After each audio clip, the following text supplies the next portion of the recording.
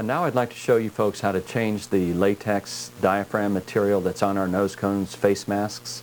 Each one of our nose cones face masks comes with an instruction sheet that has a sequential pictures and verbiage to help you to enable you to change these diaphragms, and each kit comes with an extra O-ring and an extra 6x6 latex material. I'd urge you to use our latex material instead of the surgery glove material. Ours is a 12 mil. It's a much thicker latex than the surgery gloves, and it will do two things for you. Number one, it will hold the animal's muzzle in place while it's in the face mask, such that you can manipulate the animal and not fear that the animal is going to fall out of the face mask nose cone. The other issue is that because it seals so tightly around the animal's muzzle, it will direct those volatile gases, those waste anesthetic gases, via the path of least resistance towards the waste gas management system. And it's real easy to change these diaphragms. I'm going to show you how to do that right now. Just simply put your thumb on the O-ring that's holding the old diaphragm material on the face mask and push it forward, and the old diaphragm material will be released and you can just discard it. The new diaphragm material can then be placed over the top of the face mask, and it doesn't have to be placed perfectly, and then the O-ring that you took off can be secured into the groove that is around the top portion of the face mask. And now I have my new diaphragm material in place, and I might want to just tease the edges out just a little bit so that it's a nice taut surface here, and I can use a pair of sharp scissors to cut the excess diaphragm material off of the face mask, and it takes just a second to do if you have sharp scissors like these are.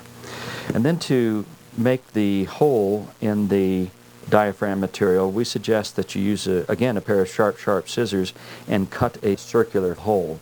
What we don't want to see is a cross or a X-shaped hole, because if we have the animal's muzzle as simulated by this pin stuck into an X or a cross-shaped hole, you can see there's gaps around the edges where the waste anesthetic gas can come out into the workspace. And it also doesn't hold the animal's muzzle in place very well, so if you're manipulating the animal has a tendency to fall out.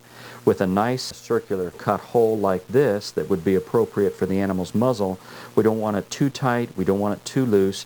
You can see that it seals perfectly around the periphery so that the waste gases will follow the path of least resistance into the waste gas management system.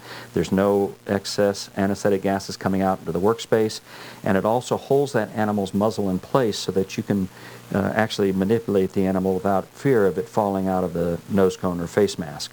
So to cut that hole, I'll use a pair of sharp scissors and simply puncture the latex diaphragm material, the 12 mil material, and cut a circular hole in it like this, and then we're done. And I can now demonstrate to you that it seals perfectly all the way around the edges, and that the animal's muzzle is secure in there, and it will even hold that animal's muzzle in place so that you could manipulate the animal if you needed to.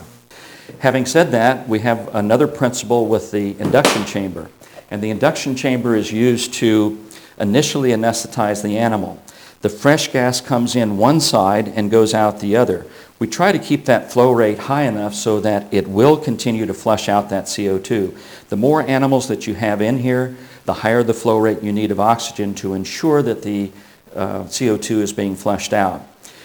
If you have an induction chamber that does not have seals on it, or if you have an induction chamber that just has what we call an innie of fresh gas and no outie, we know that those inhalant anesthetics are going to be coming into your workspace, and we want to avoid that.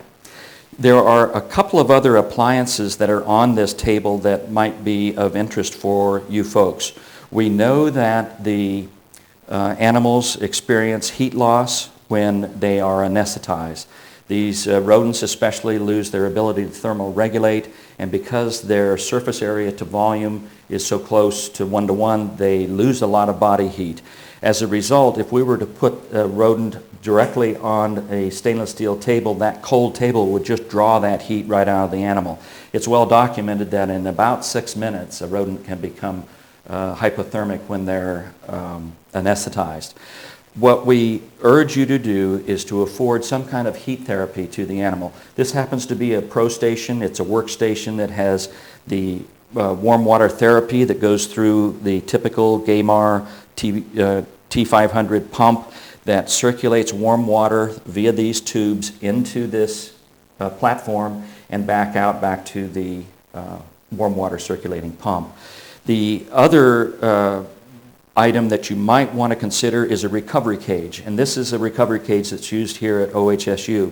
When we take the animal off the non-rebreathing system, it's important not to put the animal back into its cage where there's bedding that they could aspirate, or they might have cage mates in there that might cannibalize the animal. Here at OHSU, they use this recovery cage that has heat afforded in the bottom of it, and the animal is up on this platform such that it cannot inhale any of the bedding materials. There are many, many options for appliances that we can use to assist in delivering the inhalant anesthetic to our subject. One consideration I'd really like to bring to your attention is this. For longer procedures, 2 hours or more, we highly recommend some kind of a humidification device be added to the stream of inhalant anesthetic and oxygen that's delivered to the subject. The reason is this 100% oxygen is so drying to the nasal mucosa and to the lungs that we can cause trauma to the nares and to the lungs themselves.